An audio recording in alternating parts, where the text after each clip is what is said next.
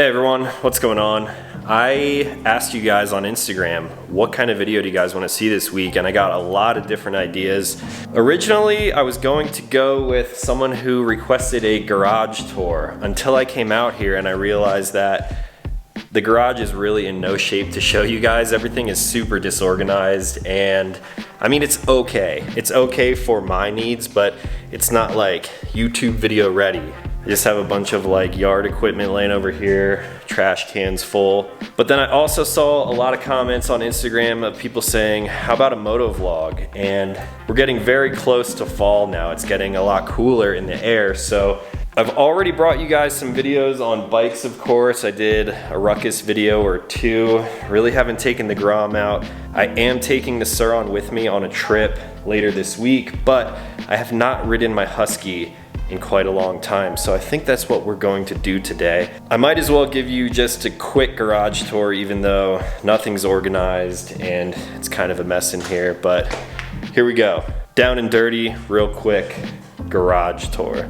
Now ideally I would like to give you guys like my dream garage tour setup, but I'm just kind of working with what I have right now. I'm super happy with the garage, all my tools and all of my camping stuff. If you guys want to see anything more here in depth, let me know, but I'm just going to run through it. Over here, I got Costco shelves filled with every kind of piece of camping gear you could possibly imagine.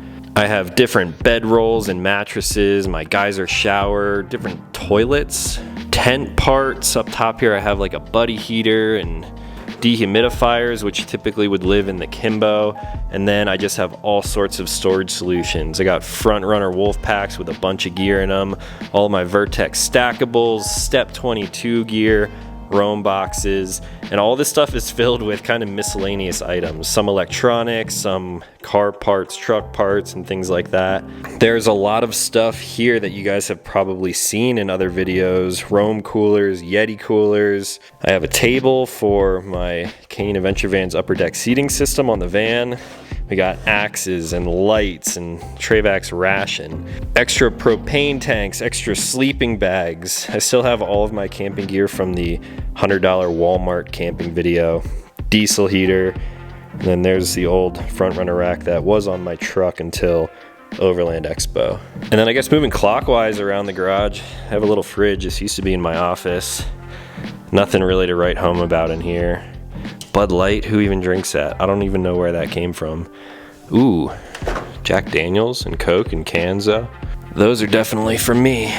Got my fridge, the only fridge that I've ever used. This thing is still holding on, so happy that that thing still works. And then over here is the skateboard wall, which I have completely thinned out over the years. This was my original boosted board here. The second board that I ever got was my Evolve Bamboo GT. You guys have seen videos on that in the past. These are my park boards. I have ski boards all throughout the house, but these are typically the ones that I was riding last year. And then I've got some regular boards too. Santa Cruz Buzz Bomb, regular park board, 2 penny boards. And oh, here's the QVO Tactical Cruiser. This is what I typically will take out to the mailbox whenever we have packages arrive here. I did put sound paneling all over the walls, and although it's kind of thin, it does a decent job. If I really wanted it to be echo-free in here, I would have to do it across basically everything, and that's gonna be like a future house, future garage project. I of course have all of my different helmets over here. I think when we take the Husky out, I'm probably gonna ride in the Icon variant today because it's a little bit colder out. That thing will keep me nice and warm. And then I did a video on this system right here, the Harken lift, which I don't even use anymore because I of course was using this when I had a heavier tent.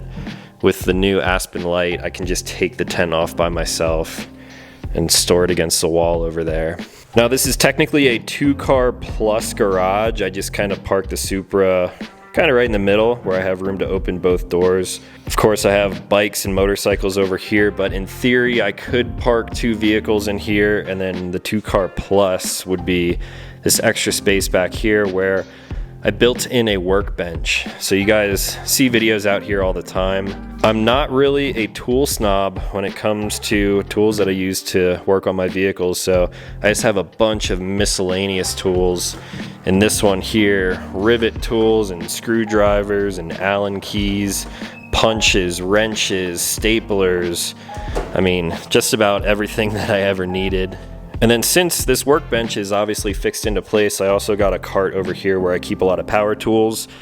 This is where people tend to fall off. I like Ryobi tools because the amount of times that I use tools like this a year is not enough for me to justify something like even Makita or Milwaukee.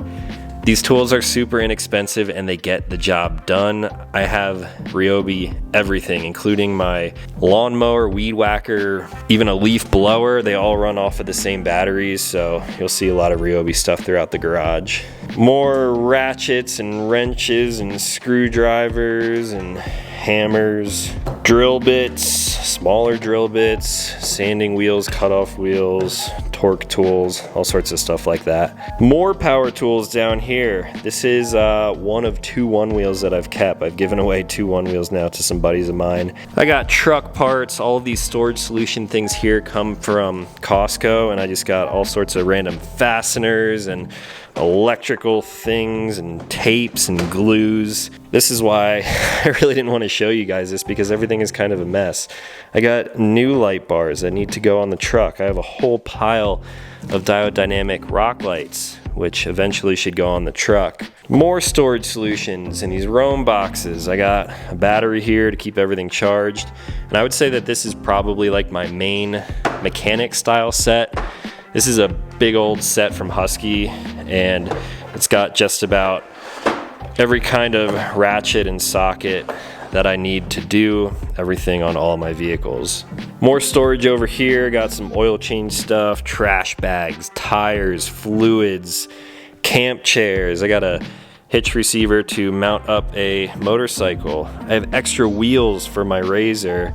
And this is just kind of turning into like a graveyard of different parts and accessories from projects over the years. In these little shelves over here, I have a random mixture of sandpaper, paints, all of my Adams polishes, cleaning supplies. I got 2 buckets full of stuff here to keep things relatively clean. I honestly don't wash my van or my truck all that often, so a lot of the stuff here is of course used for the Supra. And then I have chargers for electric skateboards and bikes and more fluids and more cleaning supplies. Check this one out actually.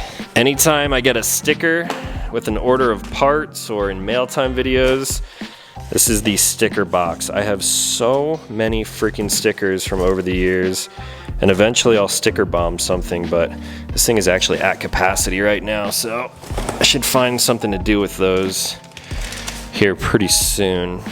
And then for the stable, as people like to call it, Husqvarna 701 Supermoto, the Sur-On X Black Edition, the Honda Grom. I don't think I've even ridden this year at all. The Honda Ruckus, of course, and then Super 73 ZX, RX, the Zoos, Ultra Urban, and of course the new Ultra Flex. Any other electric bike that you may have seen me ride in the past, it's gone. These bikes right here are my favorite, and that's why I keep them around. And then up on the walls, a lot of people have asked in the past about how I hung these bikes. They're just some simple pedal hooks that I found on Amazon, so I'll leave a link for those down below. This is Ashley's bike over here. She's got a Cannondale hardtail, and then I have a Stump Jumper S-Works Carbon, which I actually just tuned up. I haven't even ridden that bike yet this year. Just tuned it up though. The time that I did get out on a mountain bike, I rode my Turbo Levo, and you guys have seen videos of that in the past. Over here I have random tools and boxes and, like I said, trash that I need to get rid of. A lot of this stuff. I have my longer skis there, Moment Wildcats, and then more Ryobi stuff. Shop vac, weed whacker there in the corner, cut the grass with just this little electric mower because we don't have a lot to cut. And then, yeah, I have a electric go-kart, which you guys have not seen. So I have a 9-bot Go-Kart Pro here. and I don't know if I'll ever make a video on that. I don't know if that's something that you guys want to see or not, but yeah, that is pretty much it. That's the whole garage. So hopefully that scratched an itch for some of you guys out there who see me filming out in the garage quite often, but I've never really given like a proper tour of this space. Maybe in the future I'll organize things and give you like a better detailed rundown of how I organize things. Nothing is really organized right now, like I keep saying, but yeah, this is the SEI garage, and now it's time to suit up and hopefully the Husky starts today, because it's been a while.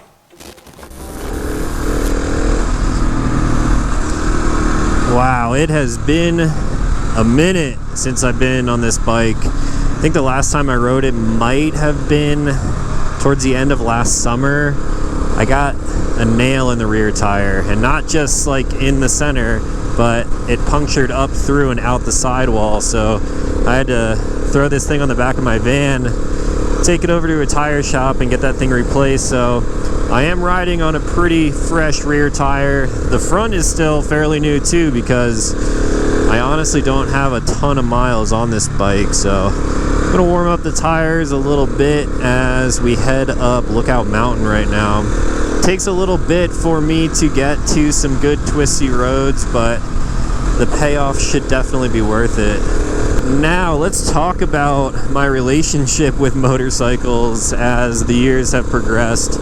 I've done quite a few moto vlogs in the past with all sorts of motorcycles, and I've owned this 701. I believe this is a 2021 Husqvarna 701 Supermoto, and I traded in my 2020 Kawasaki ZX-10R. That thing was tuned, making a ton of power. It was like 190 to the rear wheel. And when I moved to Colorado, I sold that thing because riding around here with the type of drivers that we have, it's really just a mashup of people who come from all over the country. It is not super motorcycle friendly when you're riding around the city. That could just be kind of my old age talking, because I'm used to riding in like rural Pennsylvania where there's back roads everywhere and you can kind of get into some twisties without having to worry about city drivers. But honestly, now that I live close to a city, being Denver right over here, I don't enjoy riding as much as I used to. Again, old age, but I'm way more defensive of a rider than I was back in the day. I mean, I've been riding motorcycles since I was 16, and I did a lot of dumb stuff on two wheels back in the day. So, have not ridden this thing much, but as soon as we jump into these twists and curves, kind of puts me right back on the saddle and reminds me of why I love riding motorcycles so much. The reason I still hold on to these motorcycles is, one, because it's really not costing me any money. I'm really just paying insurance on them every year, which is not a lot because I have a bunch of vehicles all on the same policy. I'm not 16 anymore, so insuring a bike like this isn't crazy expensive. And to be honest, I really like the smaller bikes too, because I like working on them, building up the Grom, building up the Ruckus. Those are super fun, just kind of scoot around the town type of motorcycles and scooters. I haven't done a whole lot of work on this thing. I did, of course, do the Acro exhaust. This thing is just like a giant, super powerful dirt bike for the street, and I still love this thing. So that's the reason why I haven't sold it. If someone came to me with an offer and was just like, hey, I want that bike, I'll give you what you paid for it, I honestly might consider letting it go, because I do have those other things to ride. But dream garage, since we just talked about my garage, is kind of on point right now. The garage space itself is not exactly what I would want, obviously. Ideally, I would want something a little bit bigger. But got the van, got the truck, got the car, and then I would need to, at minimum, have at least one motorcycle. This is just going to be a giant brain dump for those of you who have never seen my moto vlogs before. I kind of just rant and rave about whatever comes to mind. But a lot of people ask me, what's your dream car? What's your dream bike? And honestly, because I am an enthusiast, I don't really have just like one set answer for a dream bike or a dream car. I would have a whole garage filled with things to kind of tackle all of my needs. And for four-wheel vehicles, I'm pretty much there. I could probably add a bigger truck, like a Tundra would be super cool, but it's not something I need right now. And of course, I don't have the room for it either. And then when it comes to motorcycles, I feel like I have most of my bases covered. This is kind of blending the line between like sport bike and cruiser for me. Honestly, an enduro version of this would probably suit my needs a little bit more as of right now, just because I don't ride as often as I did. If I had friends in Denver who rode motorcycles, then maybe I would get out on it more, but taking a motorcycle out for a rip is not quite the same as just taking out the Supra now. My Toyota Supra covers a lot of my bases as far as like a fun vehicle to get around. I can run errands with it very easily. I can also take a passenger very easily. There's only 2 seats in that thing, but the trunk space is good, so whenever I'm running errands around town, I'm taking the Supra. I am honestly driving the Supra more than I'm driving any of my other vehicles right now. And when I do take out the Tacoma or the Storyteller, I'm going on like a big adventure, so I put a lot of miles on those. But while I'm at home in this area, I'm typically driving the Supra. As you can tell, I'm still a little bit nervous about cold new tire, but we'll warm this thing up. I might actually ride back over this little lookout mountain because this road's pretty fun, and as of right now, it's not super busy. So dream garage setup, of course, once I would have more space, I would still keep my Tacoma, I would still keep the Storyteller, I would probably have more motorcycles. I think a 636 would be fitting, it'd be super awesome, but again, I don't ride motorcycles all that often, so don't plan on any more sport bike content on my channel anytime soon. It would be a very cool segue to get on an adventure bike. Something like I've tested out in the past. I rode a CF Moto Aventura. I think it was a 600 or something. I know they make like an 850 now too, which they brought into the States, but it would be really cool to work with really any company who makes some sort of an adventure bike, because it would be cool to blend the line between my love for motorcycles, which I of course still love motorcycles, and then blend camping into it too. Do like a moto packing trip, maybe get some saddle pags and big backpack, throw a bunch of camping gear, maybe do like a mini series on the channel.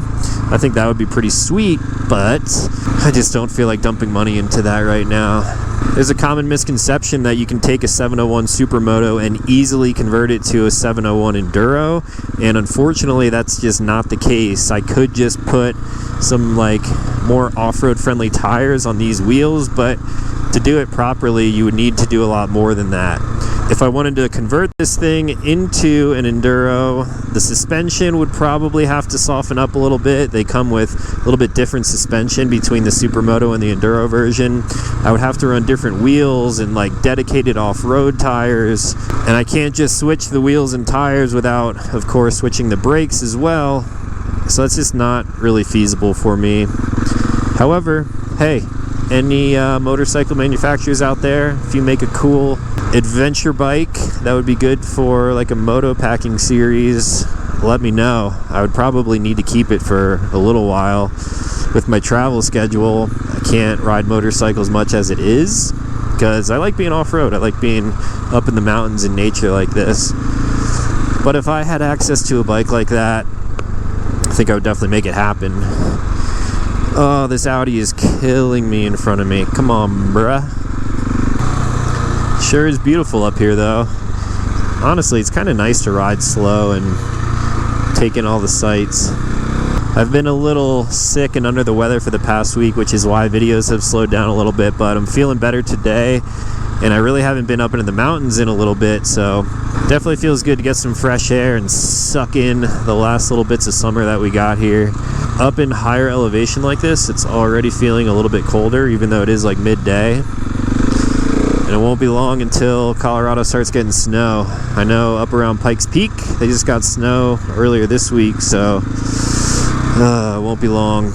So speaking of fall being upon us, we can talk about some future plans as well. If you guys are watching this video right when it drops, tomorrow I'm actually getting in the Storyteller and I'm going out to Western Colorado for about 2 weeks. I'm going to be filming some cool events. We have the Adrenaline Van Wild event, which is not even really an expo, but it's just like a van gathering. There's going to be some motorcycle riding, some dirt biking, hiking, and maybe some trail rides as well. So I believe that'll be like a 3-day event with some food and music, good vibes. Get to hang out with all my van friends, and I really don't get to see them as much as I would like, so I'm looking forward to that. After Van Wild, I'm actually going to be doing a trail run with some of those friends. We're going to be kind of bouncing around camping midweek next week, leading us into the Adventure Van Rally up in Grand Junction, Colorado. So you guys have seen me at that event. It used to be called the Revel Rally or the Revel Mode Rally. And that event is sort of expanding a little bit, and that is sort of like a proper expo. So there will be exhibitors. My van will be at the Backwoods Adventure Mods booth. If you're in the Grand Junction area and you want to come hang out for the day, chat a little bit, check out my Storyteller. I will be there with the Backwoods crew, and it's going to be a good time. So those are the next 2 weeks. After that, I'm actually going to be heading back here to Denver for probably only a day, and then I will be heading to the East Coast with the Storyteller. It is, of course, wedding season for everyone my age, in your late 20s, early 30s, and everyone's getting freaking married. I have 3 more weddings to go to this year, and that will make it 8 weddings total, and I'm completely tapped out on the wedding experience. Weddings are a lot of fun, especially when it's your friends and family getting married, but I have been to far too many weddings this year. So any of my friends watching this, stop getting married, or just go elope and like have a party somewhere. Ooh, big Sprinter. So yeah, I'll be on the East Coast around Pennsylvania, of course, visiting family, going to weddings and seeing friends and stuff like that. And then I will finally make the trek back to Colorado for probably like mid-October. We'll be in peak fall camping mode then, and I'm going to be working on the truck some more. Kind of mentioned in a previous video when I broke the truck and then started fixing it up a little bit. Got some more mods. I'm going to be switching out a wheel and tire setup, and I am stoked to see this next evolution of the truck because it's going to be pretty badass. I've been getting a lot of questions too about the Kimbo. Do I still have it? Did I sell it? Yes, I still have it, of course. I'm going to probably be putting... Ooh, paragliding. Nice, dude. How do I do that? I got to become friends with that guy. Honestly, looks kind of terrifying. Like, how do you control that thing? ADHD brain.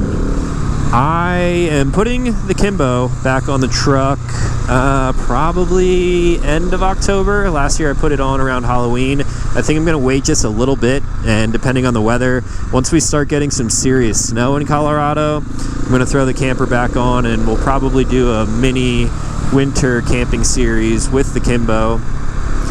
You guys can expect a lot more content with that camper getting into later this year, and then of course early next year. That'll kind of be like a ski rig for me. Of course, going to be doing a lot of skiing this fall and winter, hopefully.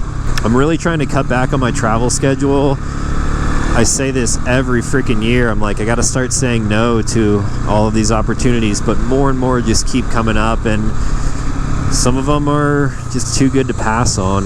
Honestly, being sick the last week has canceled a lot of plans that I had, unfortunately, but on the fortunate side of that, I had time to relax, and I'm feeling a lot better now.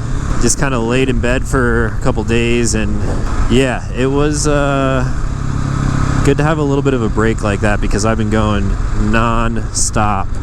It's not so bad when I'm actually driving in my own vehicles, but a lot of my recent trips I was flying, and I hate flying. It's just such a hassle, and I think that's how I got sick, honestly. When I'm traveling in my own vehicles and I don't have to interact with people in the public, then I have a lot smaller of a chance of getting sick. So that is my travel schedule, and yeah, that was Lookout Mountain right there. Now that the tires are warm, I think I'm just going to turn around down here and head back up and over. Maybe go pay Red Rocks a visit, and kind of want to get some photos of the bike. Like I said, this is the only time that I've had the bike out in a long time, so might as well make the most of it, right? Alright guys, well, I think that's all that I had for today. Wind noise is pretty loud here now that I'm back on the highway, so that was a quick garage tour, quick life update, and gonna go throw the Husky back in the garage.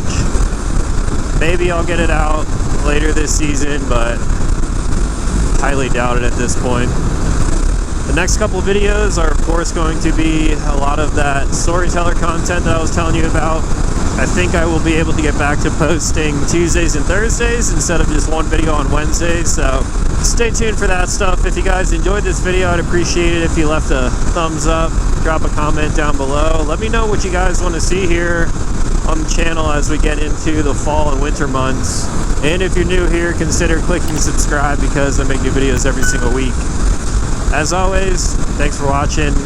I'll talk to you in the next one.